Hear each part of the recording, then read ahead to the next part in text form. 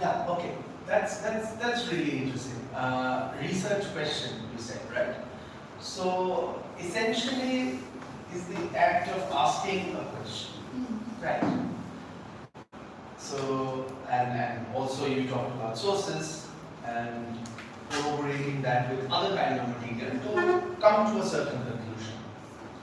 So essentially, it's very true, and thank you so much for your intervention. It is essentially an object-oriented inquiry, and I think the object of what we study changes with the discipline that we are in. For example, we are in history, most of us. So, what do historians study? Study the past, right? Mostly.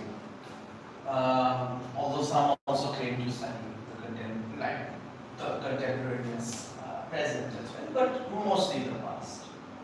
And the goal of academic research is actually devising an original problem or a suitable problem, as you can understand. And also, one can debate on what it means to be original. And then, I think it's not essentially about problem solving. I mean, if you are researching on poverty, for instance, I mean, if you want to solve the problem of poverty, I think it's better for you to go and work at the government or work at the World Bank. We are essentially trying to constitute the question of poverty as a problem, which we can obviously try giving insights for others to solve and actually think about innovative policies. And I think the fourth point here is very important. It's the most important here. Creating new knowledge. I think that is something that distinguishes academic research from a lot of other kind of research. So, creating new knowledge doesn't really happen in a vacuum, right? It also happens upon the shoulders of other people's work. And we always embody that sort of a position when we are on the shoulders of other giants. Right? There are obviously I think that quote is very interesting. Like, don't ever think that you have an original thought, because probably Aristotle has thought about it 2,500 years back.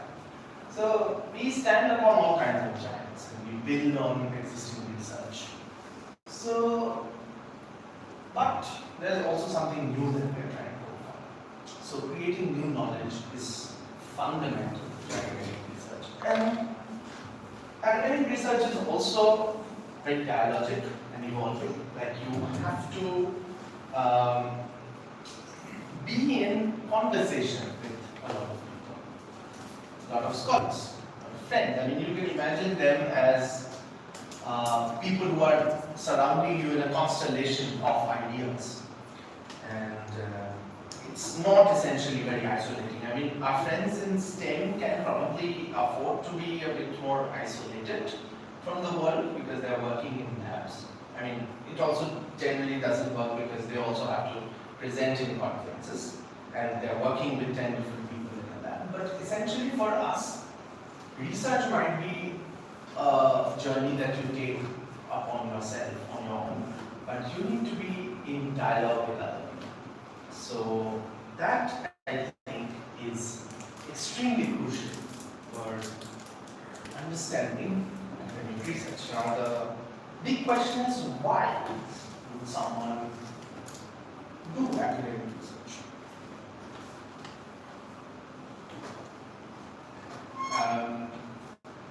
I'm guessing that there are people who want to do academic research in the future. So, why do you want to do academic research? Be very personal, be as personal as you want. Just give me something. I mean, for instance, one of my primary motivations to do academic research was because I thought that I couldn't do anything else better. And that is, I think, reason enough. But what else? Anything? Any reason? Anything that you think about? So, So I'm interested in legal and history quite a bit, and I like studying it. So I feel like to be able to study something or any topic for that matter in a systematic way or with sources that are legitimate. So I think that would really interest me. So I think that would help me. Fascinating. That's very interesting. Personal interests. You have something? yeah, I started researching because I work on the history of Chhattisgarh. There was, as I grew up, there was a lot of conflict. Thinking, people were always seized with this question of why this conflict. And so as I moved into history, I logically then the question was for me to try and see my own sense of, or to try to make my own sense of what this conflict was. So therefore my research. Yeah, so that's fascinating. Anything else? Could be, yeah. It's just anything can just flicker something in you. Something? Okay. I mean, the point is, I think from what I heard from Zohar and sir, it's very clear that there are two certain, things that come up. So you can have two sorts of motivations. One that is personal, and one can be professional as well. So the personal things can include a lot of things. For instance, like wanting to understand why a conflict is happening. That would broadly fall into the rubric of political/social commitments, or curiosity, or inquiry, or just general curiosity as well. Lived experiences, yes, for a lot of people. There's reason why a lot of feminist scholars go on to do feminist histories. Like their political commitment in the cause also shapes their own research projects, which is something that I feel happens to all of us in a way.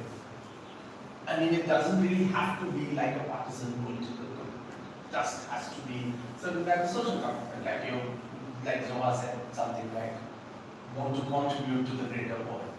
So that's also commitment enough. And also professional. I mean, that's very important. I mean, we don't really think that, probably that's just lived experience of but I mean, we have to earn our bread. We also have to eat. So we have to think about employment prospects in the academic and allied sectors. I think the best kind of situation would be to reach a fine balance between both of these things. And that's what we try doing, I guess. Hello. So then I think now that we have an inkling of an idea of what is academic research, we can actually start thinking about figuring out what a project is. I think what you described is exactly what a research project is, like a certain question. So, the research projects generally try to answer one or two research questions, and through a constellation of other things, like to situate that sort of your questions within broader questions about other things. You look at how other scholars have looked at these problems, and go to your sources, you see what they're saying, you have a conversation with them, and you come up with novel ideas or ways of thinking that others haven't really focused on quite a lot. So I think the issue here essentially is we need to ask these particular questions, because I think a lot of people ask me is that how does one come up with a research project? How does one come up with something that would change the world? Right? Would be like a eureka moment. I mean, you definitely have eureka moments in daily life, but isn't ever like, oh, I have like a world-changing idea out of nowhere. Obviously, this is a process that happens all the time. So these are the questions that you might as well want to ask yourself all the time. What, why, when, where, and how. So we'll go into each question in a bit more detail, like what does it mean to ask these questions in the context of academic research. So the first step would be what? What are you interested in? General passions and interests. What kind of general passions? What do you like reading about? What would you like to know more deeply about? Medieval Indian history, like Zohar said, yes, that would be a general interest. Or something, I don't know, maybe something about water for me, for instance. Rivers of Bengal. I love reading about the rivers of Bengal. So why not read more about it? Now, I remember when I was kind of thinking about these kind of projects, I went up to ADP sir and I asked him, like, I'm interested in these kinds of things. Can you give me some direction? And he told me about 5 different readings. And like, okay, you can look at these kind of things. So it's extremely important to have mentors in your life who know a bit better than you. So it can be your professor, it can be your senior, it can be your friends, but having good mentors is absolutely crucial to these kind of processes, because obviously they know more than you in certain ways. So I think now that you have like a general idea of, okay, maybe these are the themes that I like. Say for instance, someone likes reading about guns during the First World War.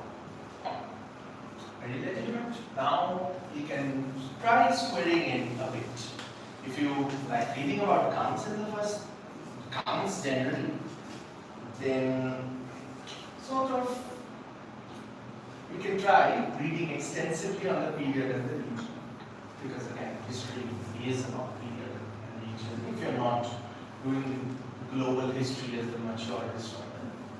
But essentially, if you are interested in reading about guns in the First World War, so you read about the First World War extensively. And also the period, 1940, 1910s, roughly. You read about the period, everything about it. I mean, that was society, politics, also different kinds of marginalities, whatever you're interested in, just read about the period and the region as extensively as you can. Then, reading on a particular theme universally. Okay, if you're interested in guns, read about guns. How are guns being used in other wars?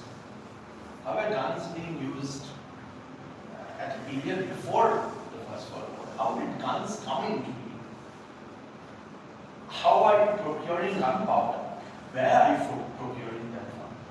Who are working behind those particular scenes? How does the industry work? So you start asking these questions and you read along the particular theme, and then what would be the broader theme with guns? Like armed warfare. So you read about armed warfare, arms generally. And then again, seeking help from mentors, because you might as well ask people who know about guns a bit more. Like you can ask one of your mentors and they can say that, oh, there's a friend of mine who knows about this more than I do. So you can ask them. The point is, you need to ask. Asking people and actually bothering them is something that you need to do always.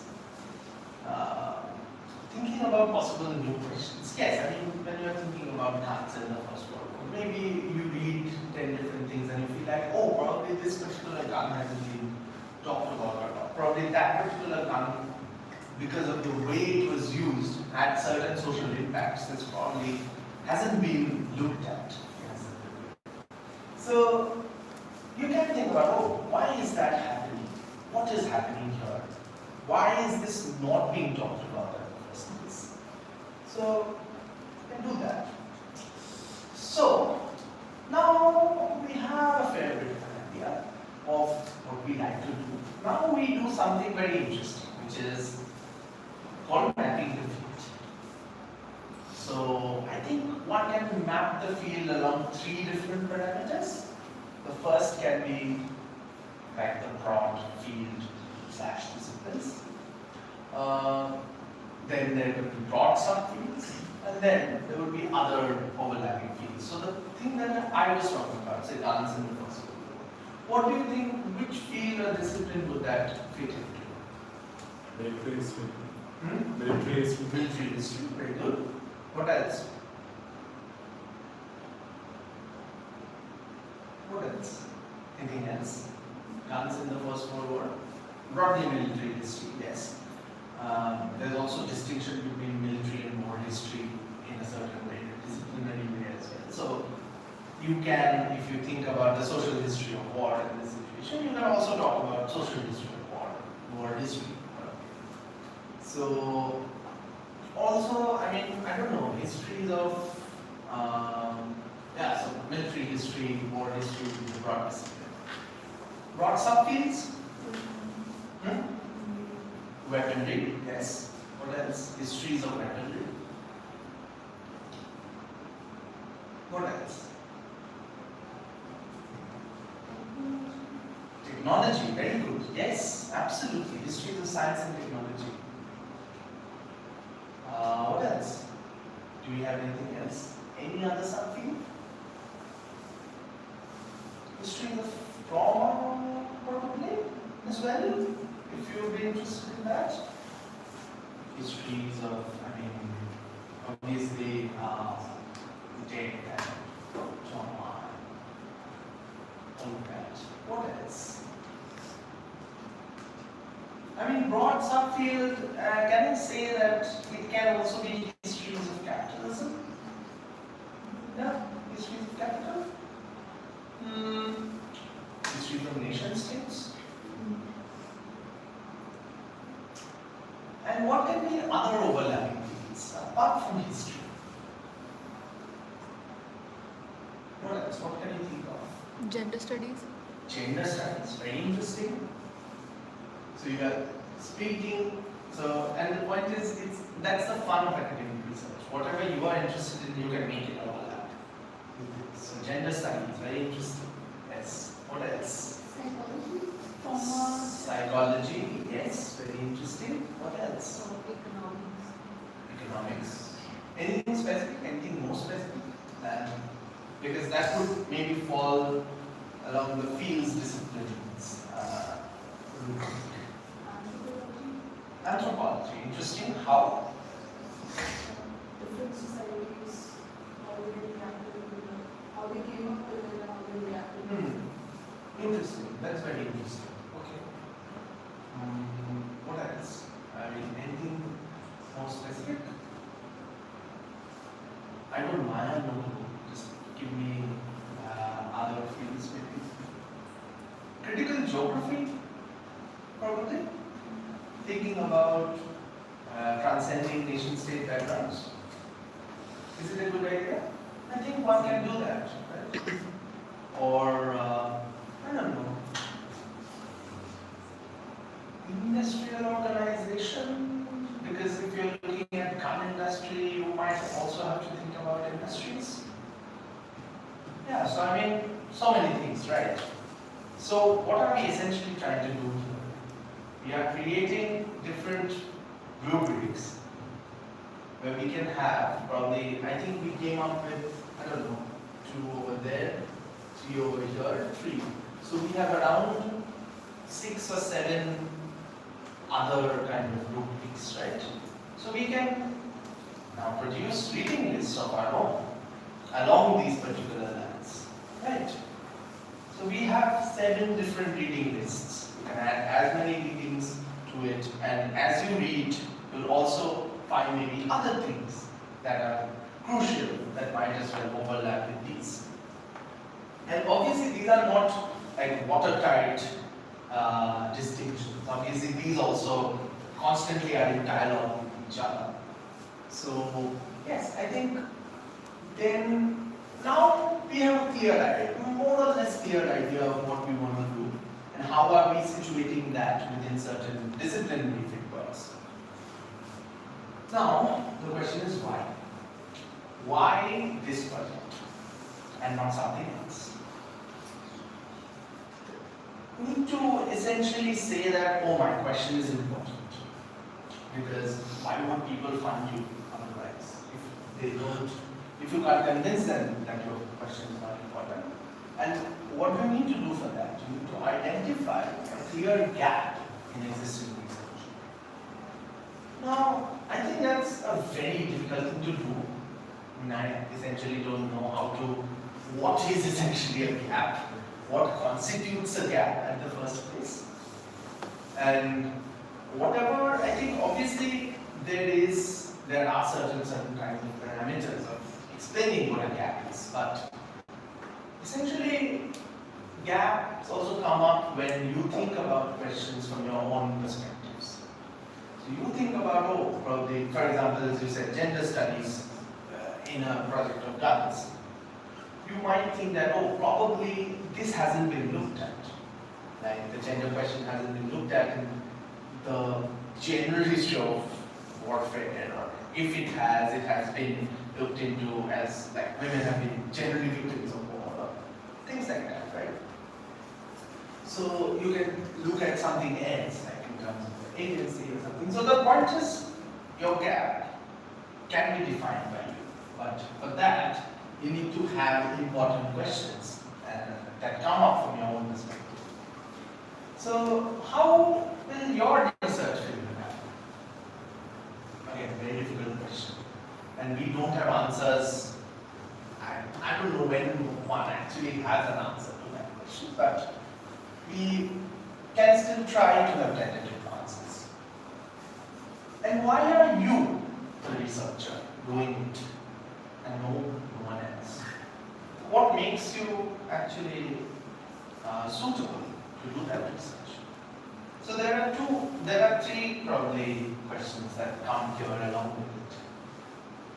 First is a skill issue, like what makes you skillful enough to do this?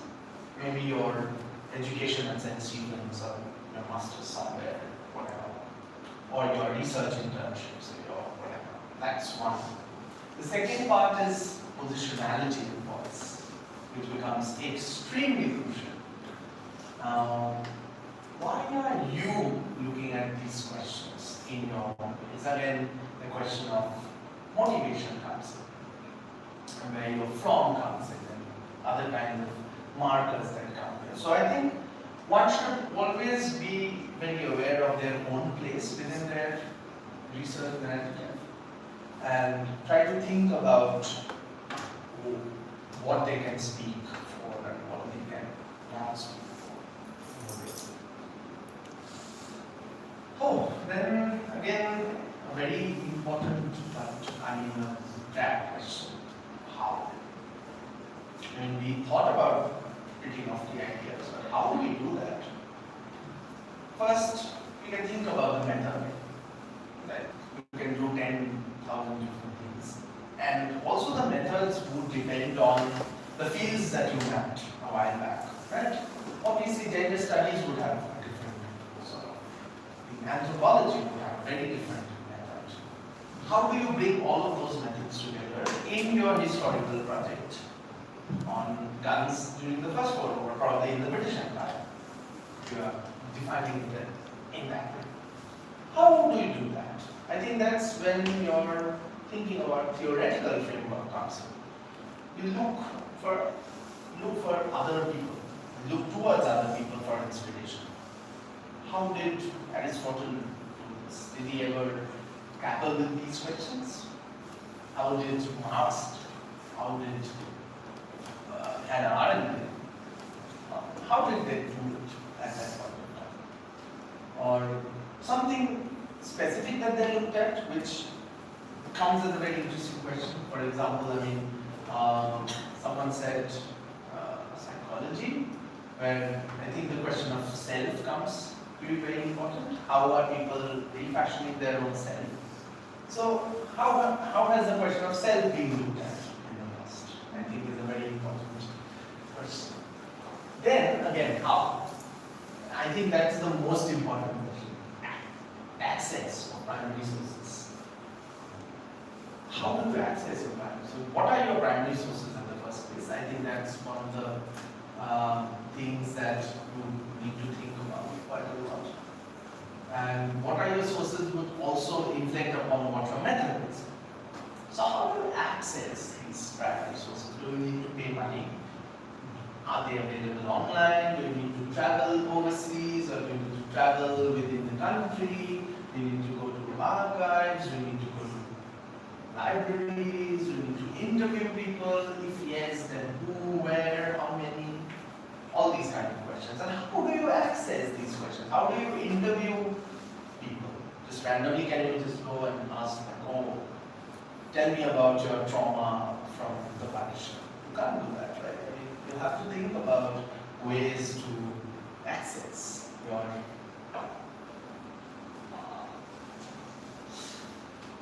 when is also important. I mean, there are two ways of thinking about it. The first way is, I think, the more personal, whenever one is ready. I think people don't put a lot of attention to that question. Like, when are we ready?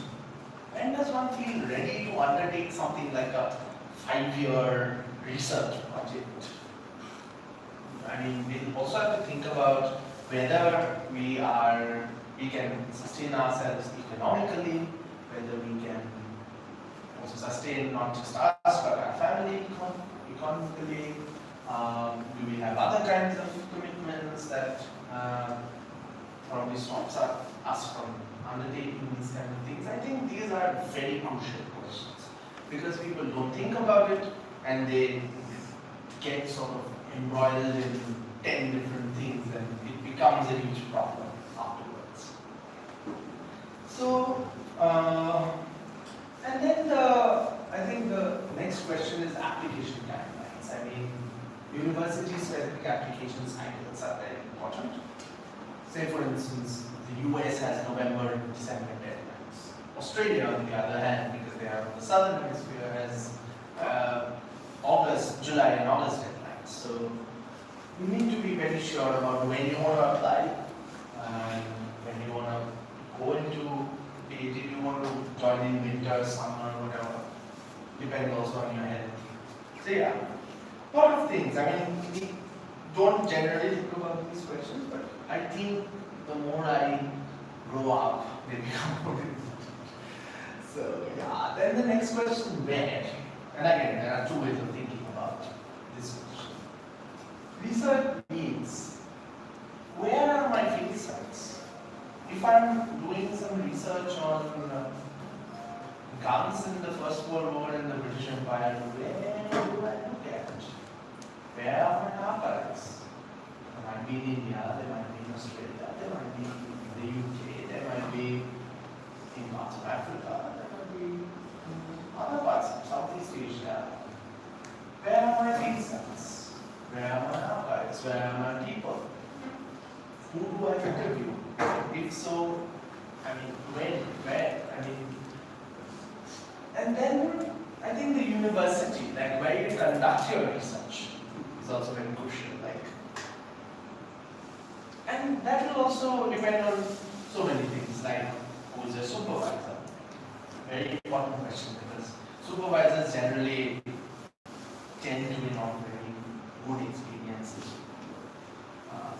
So don't quote me anywhere in this because it's get me in trouble. But yes, my supervisors very luckily have been very good, and I don't say that because I'm on camera.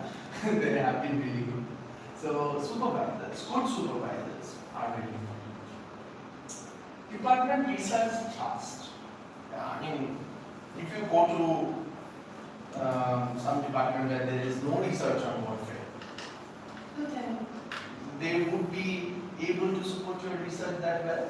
Probably not, right? But if you also find there are too many people working on war history, would that be a very good experience? Probably not. Yeah? So it depends on, I mean, you have to be a bit sort of thinking about these problems. Type of research culture and education systems, I mean the PhD systems, PhD, masters, everywhere is very rapidly changing, right? US has a very different system. UK has a very different system. Australia has a very different system. Europe has a very different system. India has an amalgamation of a lot of things. These also depend on universities.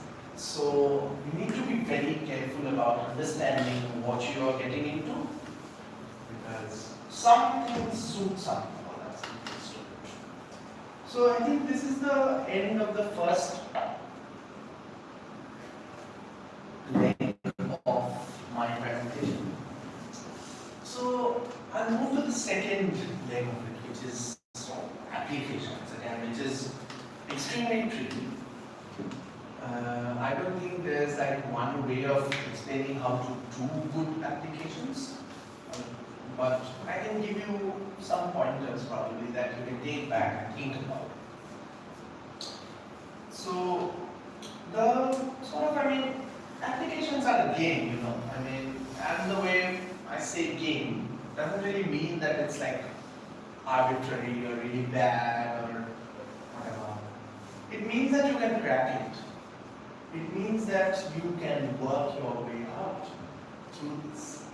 It's extremely opaque, I told you a while back, but it's also doable. Like one can actually crack the code if they want to.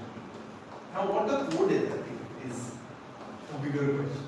so academic, just like any other thing, you know.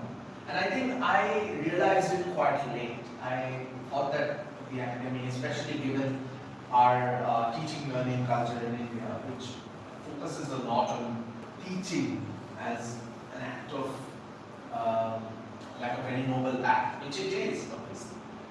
But we are not really teaching ourselves how to teach students, right, in a research degree. We are doing something different. We are doing research. And in this case, the academy is an industry. It's an industry just like any other industry. And just like any other industry, it has its own artifacts. What are the artifacts? Books, articles, review articles, journals, etc. Whatever you see out there. So I think it's a good practice to try and understand how the industry works, or getting some sense of about the industry.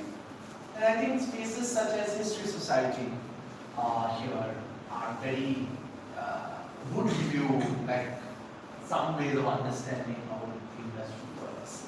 Because you get to talk to academics, you also get to learn what they are doing, how they are doing, where they are doing, and what kind of publications they are working on. And a lot of people would come and complain about journal reviewers not being very kind. So you get to understand that the cogs and wheels work a certain way here.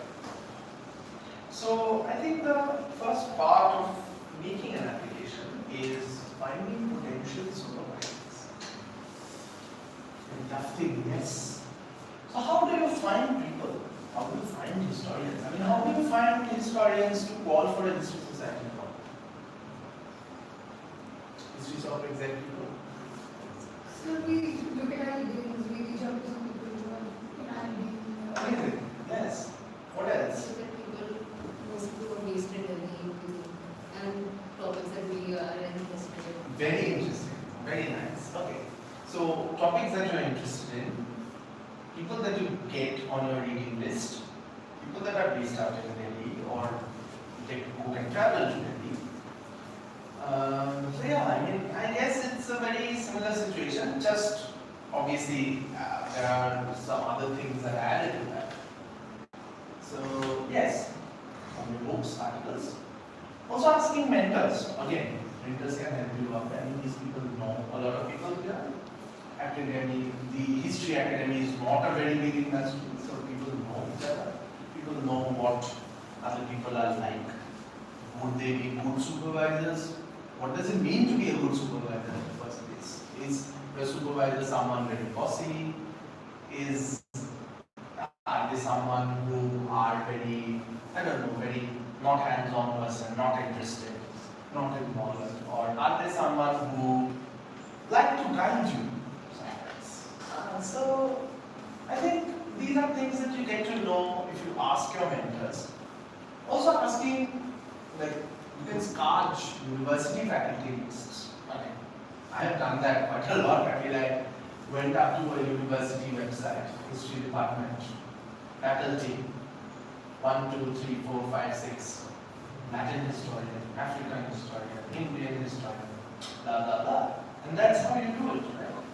And you can also ask current graduate students. Current graduate students are also very interesting people to ask.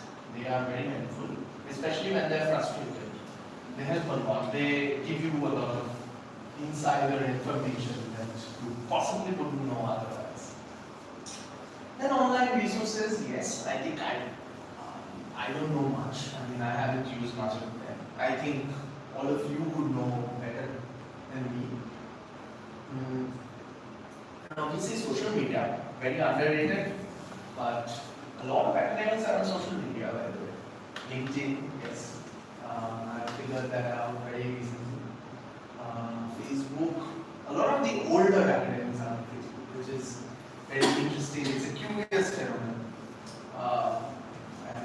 But you get to know a lot. I mean, Facebook has a lot of very nice groups which you can join, which give you information about calls for papers and what kind of conferences are going on. For example, I follow a page called Environmental History, which gives me a lot of information about what's going on in Europe. So X, yes, a lot of people. I don't use it, so I don't know, but I've heard that academic Twitter used to be something really big. Oh yes, this is a very sad part of the work. This is the most frustrating part of it, I would tell you. Some people who are working like or doing internships probably would know that this is very extremely frustrating. I mean, you just keep on emailing and you wait for people like this. But yes, how do you send a cold email at the first place when you are trying to get into a research master's, MPhil, PhD?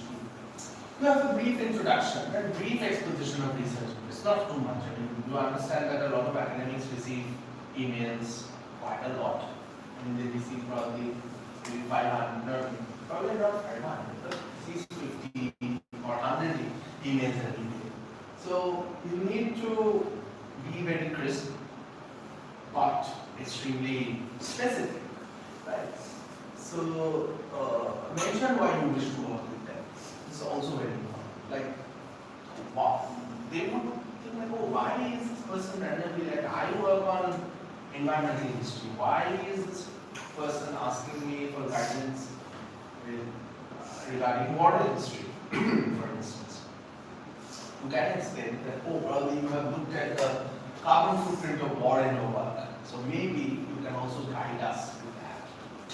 So you can also, you can also say that because of this part of your work, I'm interested. So the point is you need to be very, very thorough with their work. If not, you don't have to be thorough with their work, but at least know the broader themes that they're working with, right? So then a nice CV. I don't know what a nice CV is. I don't know why I wrote a nice CV.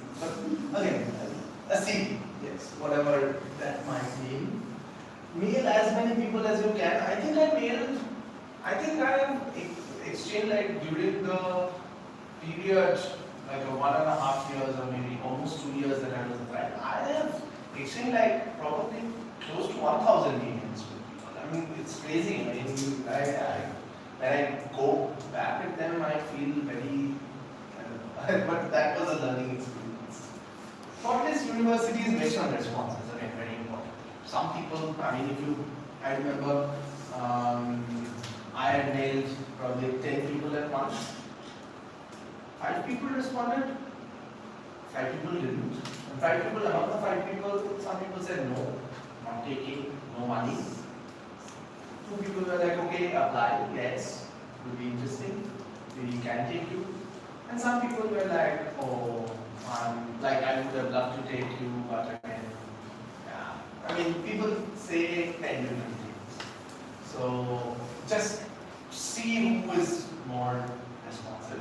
who is more enthusiastic, because that's extremely important. Oh, there's a lot of text. Sorry. Shortlisting universities, yes. Yeah, I mean, how do you essentially then think about applying? Right. I know these are concerns that are far from you now, but I think it's good to think about these problems, because say after maybe 1 or 2 years, even if you don't apply for graduate school, you can apply for jobs, and I think things work in a certain way, obviously in academia, but the general principles are very similar. Say if you're applying for masters in India, you can also think about, oh, probably these are the people that I want to be taught about. So check department websites. Please do. I mean, some of the department websites don't work. That's a different problem. But do check the ones that do. See whether your work complements and fits with the current work coming out of them. Masters, PhD, both I think are very similar. Like, as I said, war history, work on talents. If they are doing war history, or if they are doing history of the British Empire, see if that is a fit. Also, sometimes the potential supervisors would take, oh, this work fits within our ambit, this work doesn't fit in our ambit. Choose the most involved and helpful supervisors, I told you. Some of my potential supervisors were extremely kind. They literally edited my research proposals and SOPs. Extremely kind. So I would know that they're really involved in my project. And it's not just them. I mean, it's also very important in something else, like even with your own teachers. And I'll come to that in a few slides.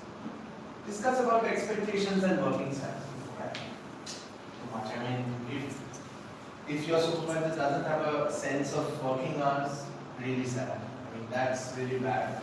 Generally, people in the West are much better. They don't really expect you to work beyond your working hours, or are more concerned about boundaries. But do have a discussion.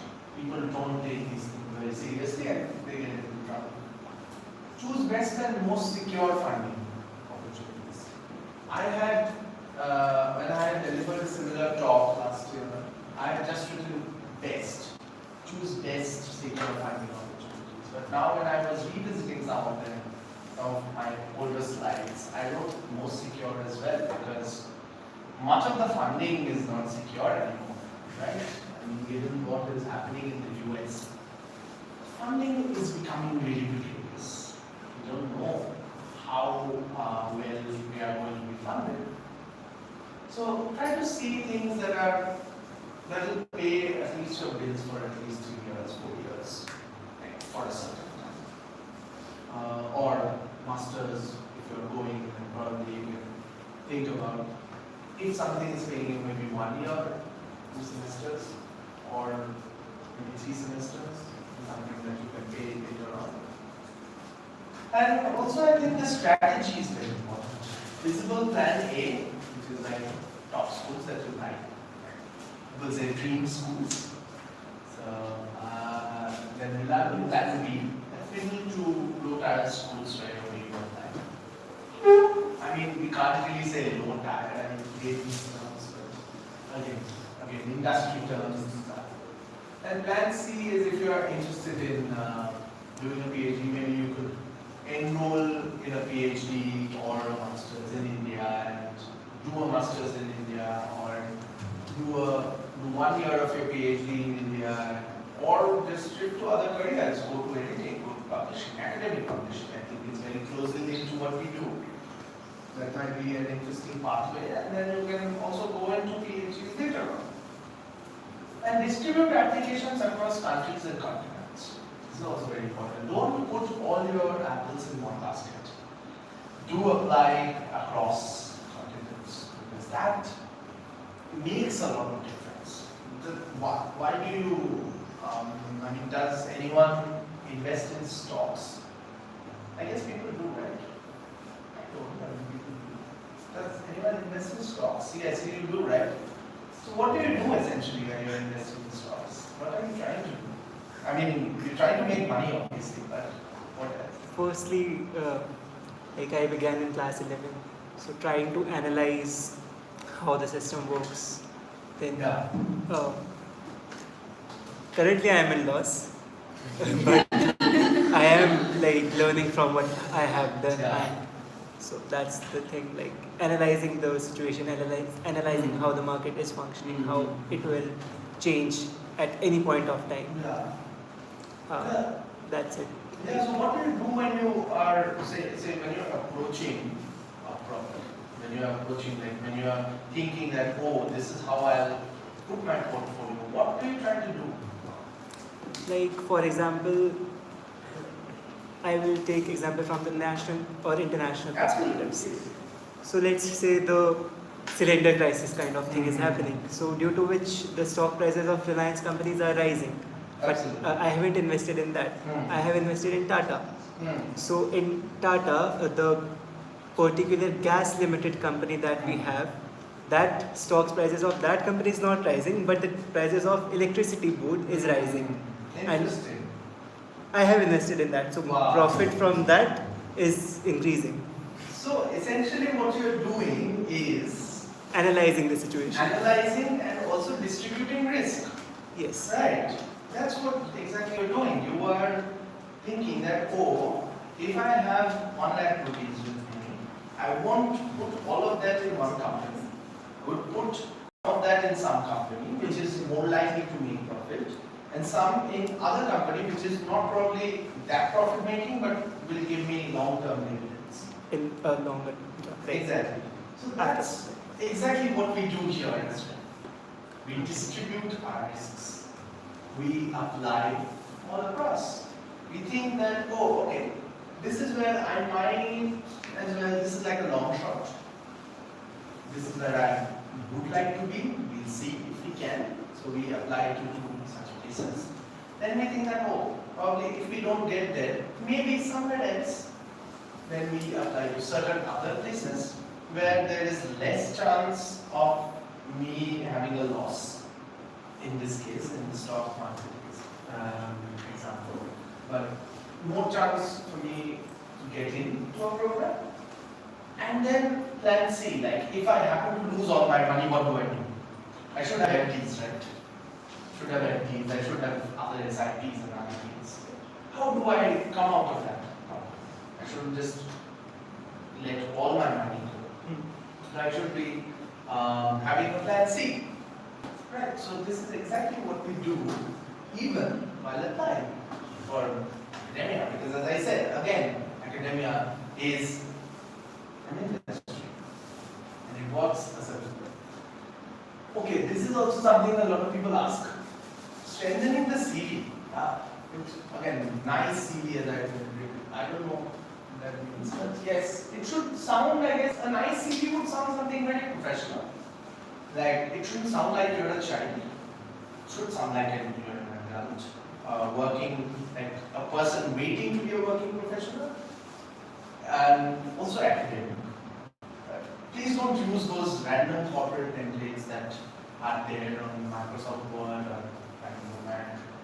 They don't do very good academic CVs. You can just have a plain CV and that should be fine. Also, I think the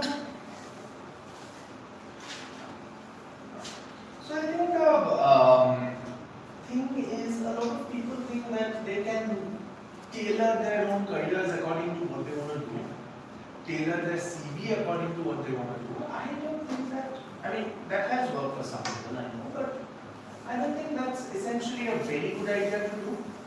I think the better idea to follow would be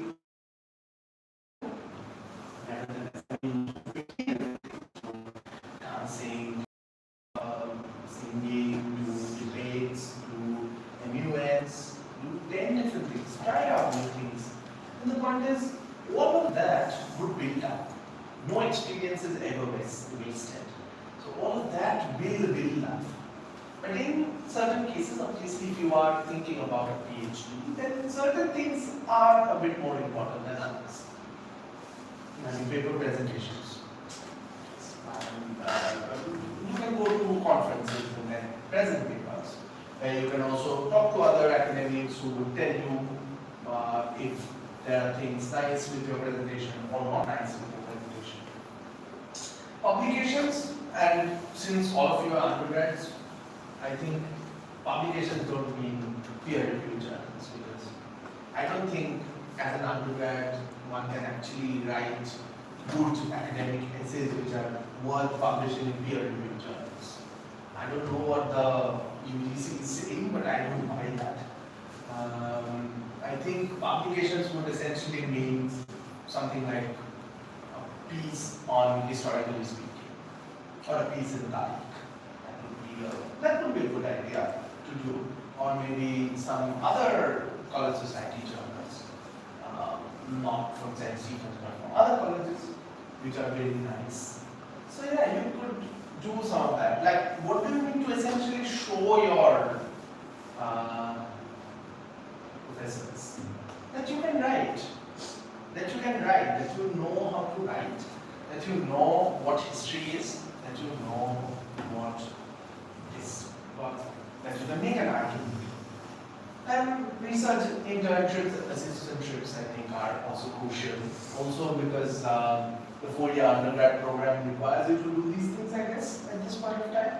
So it would be good to do something like that and add that to your CV, because it will also help you out in the long run in terms of understanding what you want to do. Must-haves, yes. Transcripts, very important. People don't pay attention to that. Do get your transcripts on time, please. I mean, don't wait on them, because a lot of people don't have transcripts till the last moment. Do get your transcripts from college, because they are extremely crucial to get admissions in anywhere. I mean, where you got admission in a different university, that would be like, you wouldn't have been able to do that without a transcript, right? So people don't really pay a lot of attention to that, because someone told me that life essentially, especially for us, is 90% paperwork. So we complain about that a lot, but we do have to keep in mind that paperwork is very crucial. Research proposal and SOP, I'll talk about it more in the next slide. Writing sample, again. You need to show that you are able to write. References, okay. CV, I think I told a while back. English proficiency test scores, I think, are applicable for some of these applications. You might also get waivers if you are doing education in English. Personal statements, yes, as well. Yeah, research proposal. The general format would actually be something very similar to what we were discussing a while back. You know, all the questions that I asked you. What? That would look something like an introduction, and this really means any particular research paper. This is not, I mean, obviously some things don't feature in research papers and articles, but you can actually follow this particular format for your research articles or even your assignment, like introduction, literature review, research questions. Okay. I think I'd also like to ask you something. Like, what do you understand? Like, what is a literature review? What is a literature review? I think some of the third years are doing research methodologies, right? What is a literature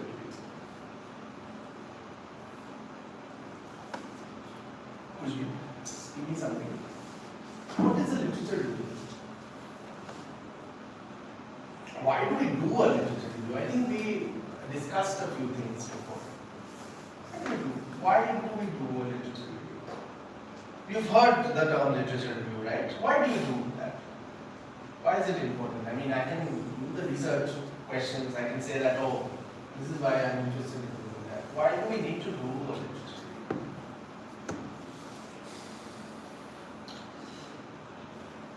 I think some of you are sleepy, I understand that. I mean, post-lunch, yeah, it's been a long time. I'll also conclude very soon. So, literature review essentially is something like to show that you are in conversation with others, that you build your work upon other people's work, and you then have research questions. So also, that is your what. Then how is method and sources and how you access them. Where is your research fit with the department, and where to find sources. Yes. When is the feasibility of the project weak? Like you only get 5 years or 4 years to finish a degree, or 2 years for a master's dissertation, or 6 months for an undergrad dissertation. So is it feasible, whatever you are suggesting, is it feasible to be done in that particular time? And why? Contribution to existing literature. Again, literature review, and here you have your contribution. Tweak the questions according to the supervisor and department. Sometimes you need to do that. Please don't exceed the word limit. It's also, I like justifying the text, but left in there is also nice. Writing sample, yes, it needs to be a proper academic research. Yes, we don't do like non-academic things here because we are trying to get admission in an academic degree there. So for PhDs it's graduate school level, but for masters it would be something like an undergrad dissertation level. Not a review article. Review article, do you know what a review article is? Review article is essentially like a review of the scholarship and the kind of work that is being done. Yeah. And also original argument that needs to come out through that. You need to show that you know your sources and you can do research with that. References, yeah. So references again must be very balanced, and this is something that I'm sure a lot of people writing references for you would know. Listing the strength and weaknesses. Very specific and never generic, and I think that is very interesting because you need to ask for references to people, because I know you will be asking for references to people. You need to ask professors who like you. I mean, don't go and ask someone who doesn't like you for an LOI, because that won't be a very good experience, I would say. And I have to be specific, like that person needs to know your work, right? They need to remember what essays you wrote and how much marks you got, your strength and weaknesses. I mean, generic LOIs don't really go too much. And please ask your referees well in advance. Please, I mean, they are human beings, they are 10 different things to do as well. Please do ask them in advance, 1 month, 2 months, whenever it is, but don't ask them like at the very last moment. Like, if your deadline is tomorrow, please don't ask me to write LOIs. Polite but regular reminders. Okay. I wrote polite because some reason people sometimes don't understand. Yeah, I think SOPs and personal statements need more, like they would need lectures on their own. So I wouldn't go in detail into that. But these are academic documents. Please remember that these are academic documents. A lot of these American universities say that right from the heart. What do you think about the world? Talks are like that. I mean, you think like, oh wow, and they ask you to write like experiences, what shaped you. Don't overshare that. It's too much. That would be too much. No one's really interested. These are academic documents, so make them sound like academic documents. Okay? List only experiences that are relevant. Don't write about like why you fell from a cycle, how you fell from a cycle. Like people write these things, right? Don't write these things. Maybe, and if your if that incident was relevant, please do write it. But try not. I think this particular framework, which I learned from somewhere, the past, present, future framework for SOPs actually works. So the past is what kind of experiences you had and the education, the skill sets that you had maybe in college or university. at the present what you're doing and how does that make you skillful enough for the program. And the future, how does the program help you in the future to realize your goals in the future? I think this framework is very crucial. You can actually fit everything that I told you before into this particular framework. Personal statements are useful to harp on your originality. Yes, you can also, I think they also ask, some of the American universities also ask for diversity statements, which are kind of similar, but sometimes not. So every university and every department has their own sort of format, so please be aware. Please be absolutely clear about the things you learn. I mean, clarity is very important, especially like why are you choosing a particular department to do your masters in? I think is very important. Yeah, a lot of yarn giving in the last 1 hour. I think we are almost done. And a lot of people ask about interviews. I mean, I would have said that students of St. Stephen's, some students of St. Stephen's won't have problems because we would have faced interviews. But I know that a lot of students don't face interviews in college. We did. So that interview experience was very important, I think, for some of us to actually come out of our cocoon after our school. For people who have to give interviews is good for them because you have some experience. But interviews can be taken sometimes for applications in scholarships. For example, if you apply for Rhodes, Felix, and INLACs, you will have to sit in front of a panel. And they will ask you questions about whatever you have written, right? Your writing samples or research proposals or your SOPs. So you need to be well versed with whatever you want to do. And be humble and honest. Say that you don't know. I think saying that you don't know is very important if you don't know. And also be forthright. I think you can be forthright. They don't want to grill you. People want you to do well. And it's also a great opportunity to speak about your own interests in front of people, right? So spend time researching about universities, departments, and funding situation. Maybe some time that you get off from your classes and your hardas and everything, you can spend some time about trying to do this. Build relationships, please go talk to other people, go talk to everyone that you can. Because these matter, mentorships matter, friendships matter, especially in academia, these things matter a lot. Please build relationships. Make multiple drafts, yes. Also your assignments as well. This applies for everything that you do. Multiple drafts, if not multiple drafts, at least proofread them properly. And seek feedback from people. Every detail, please be very mindful about the details. Sometimes you miss deadlines because you haven't probably seen a particular mail or seen a particular part of the website that probably has that information.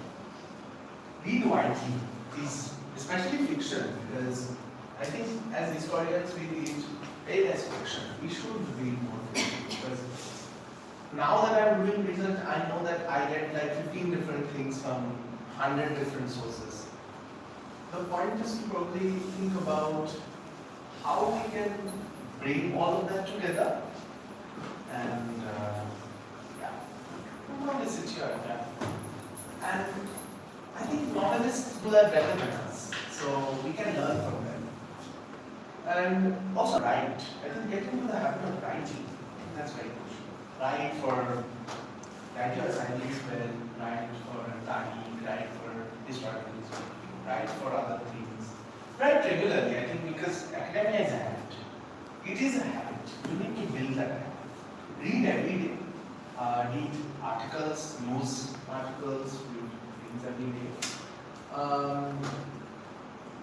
I remember Dr. Gopalan told us to read 75 pages a day. 80, 75, 80, yeah.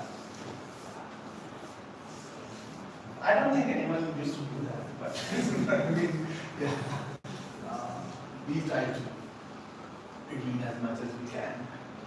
Hold on, please, don't give up, because applications and these kinds of things, and the entire process can be really tiring and also very anxiety inducing. But do keep very well care of your mental health, because that's very crucial. Please, mental health, physical health, you don't really take these things into account, but you need to do that, because that's the first thing. Everything else will happen in time. And if you are doing well in terms of your health, it will be reflected in the applications. It will be reflected in the papers that you write.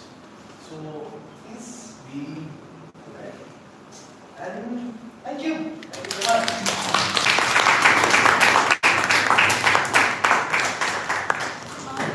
We will now be opening the floor for questions. If anybody has anything to ask, they can feel free to do so. I hope this has been helpful, because I was also kind of. Has this been helpful? Please be honest. I mean, you don't have to be to say that because you want to say it. Questions? Anything? Or comments?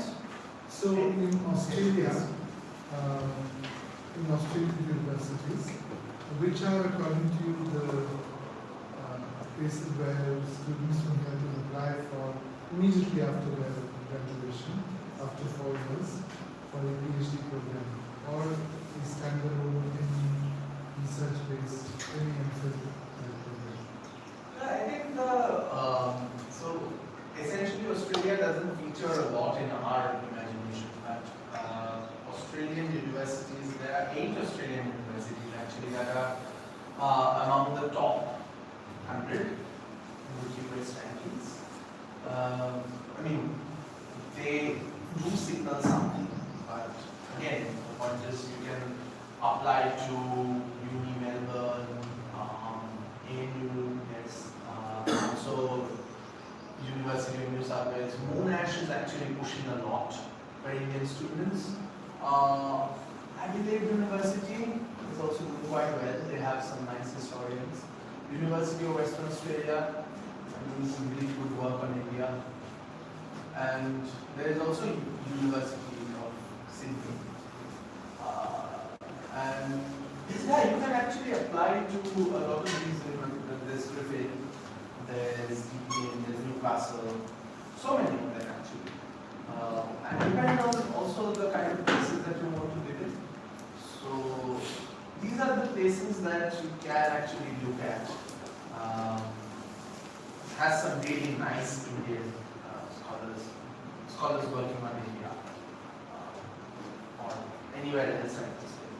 Also very nice short master's courses. So these are some of the places that come to my mind now. Yes, please. I just wanted to understand what role do you think AI plays today, especially in academic research work? We were talking about it the other day, right? It's actually a very difficult question. What role does a Google search play in our academic life these days? Google search is very basic, right? I think AI, large language models would essentially become something like that at some point. We still don't know what it is. So ANU has a very weird policy. It says that if you are using generative AI, you need to cite it as an author. Which is, I don't like that. But the point is, we are also in consultation with other sort of stakeholders, and we are trying to come up with an AI policy. But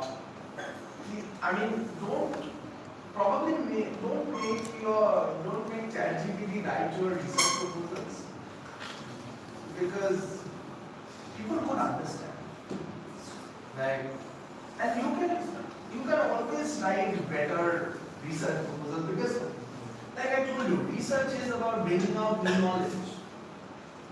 Right? No one can write about rivers of Bengal the way Amartya Sen writes. They can probably emulate his style, but you can't have experiences like him and write about rivers of Bengal. can anyone write about rivers or rivers the way I would have? Because I have had my own set of experiences. Obviously, one can have their own prototypes, and I think Lisa was telling me that the question of voice becomes very important in this situation. Like, what kind of questions do you ask?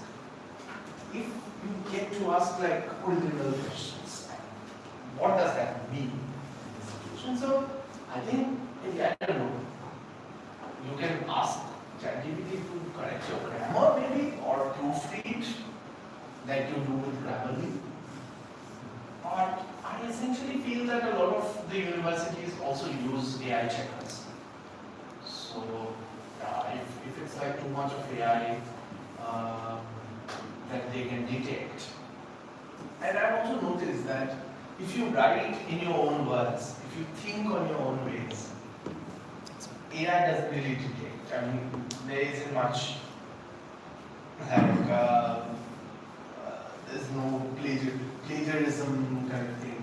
Like plagiarism checkers don't think that that's a problem because you're writing on your own. You're using your own languages. Yes, I mean ChatGPT uses a lot of M dashes. You can still use the M dashes and not sound like ChatGPT.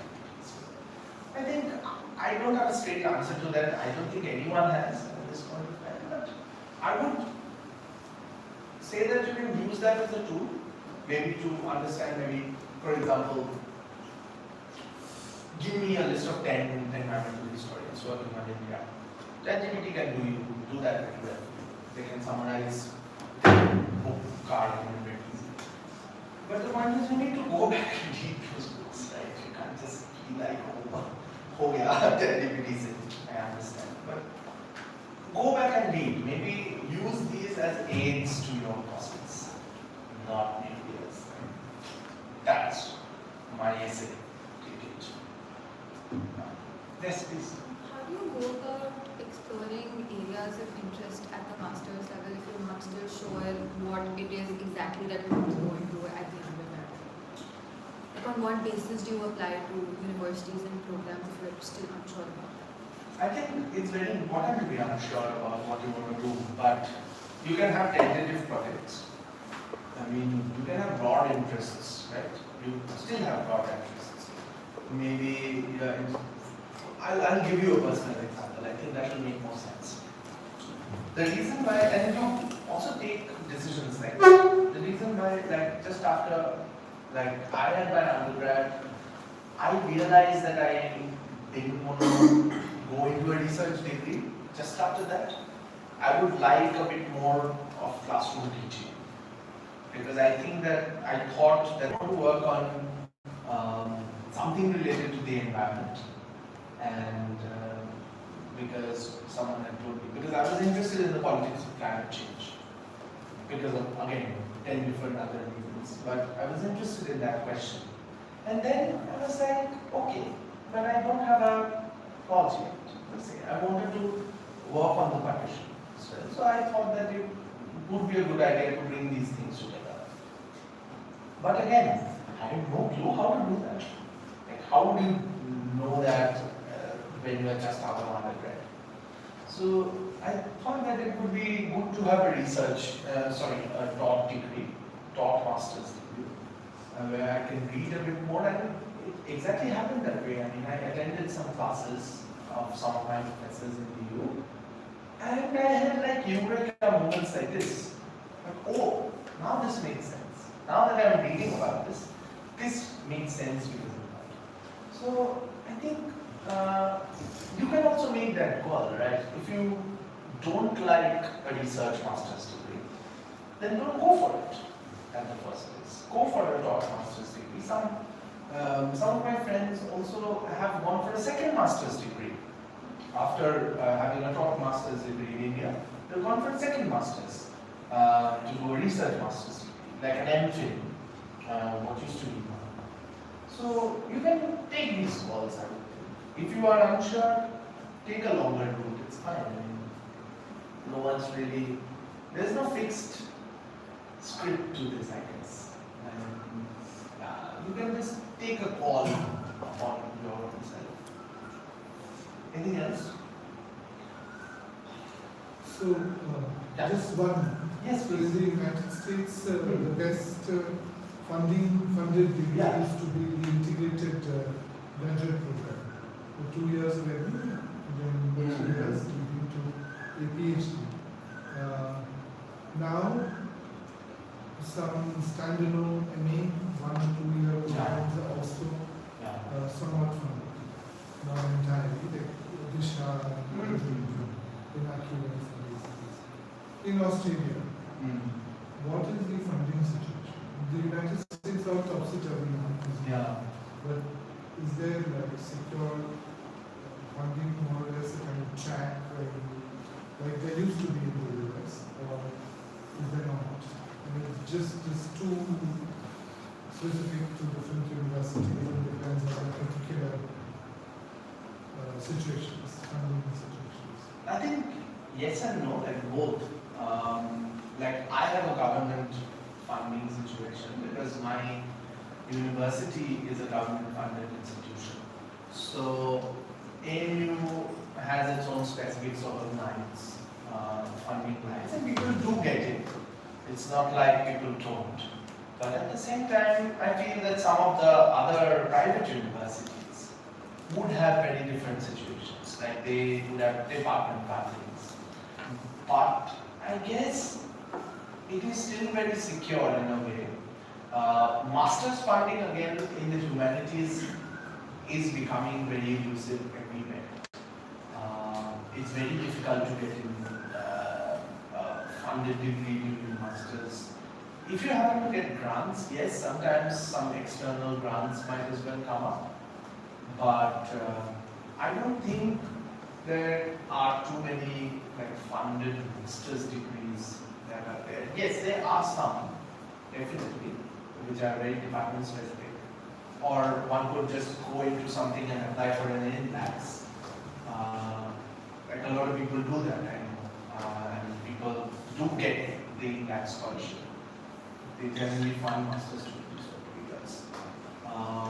But let's sit and see what the situation gets to be, because again, everything is in a major flux at this point of time. We'll probably have to see with this particular cycle how it turns out to be. From what I can understand through friends, ANU has taken students, but US has been extremely depressing for most of the Indian students this cycle. So once this cycle gets over, probably when the UK admissions also happen, I think we'll have a better idea of how the situation is. But generally, master's level funding is elusive, just like in the UK. Just to follow up, do we have information, concrete information about students going into social science and humanities research at MA and PhD levels in Australia like we have in the US for the last 5 or 10 years? Some ideas? Yes, we do. Yes, I think we do. I mean, there are these sorts of, also Government of India does these kind of reports where they enumerate people who are going to particular countries. Like I think the 2024 cycle was worse than the 2023 cycle, and the 2025 was much better than the 2 preceding ones. We know these kind of data points, and also the Australian government also does enumerate a lot of these. So we do have data, also sector-wise data, social sciences, STEM, or business. But yes, I think the surveys do help, and they the good part is the Australian universities do very regular surveys, like where are you from, which course, which discipline. So they do these kind of things very regularly. They are concerned about diversity as well. So they do these kind of surveys. So we have some data that we can back up.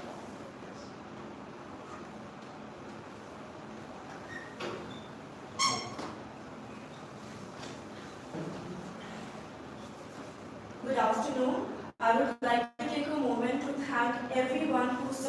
made this event possible.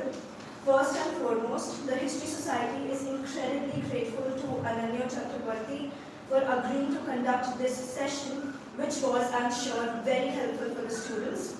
We would like to present Sir with a token of our appreciation. I request Dr. Deo to present Sir with a memento. I also got to see just now. Wow. Looks wonderful. Wow.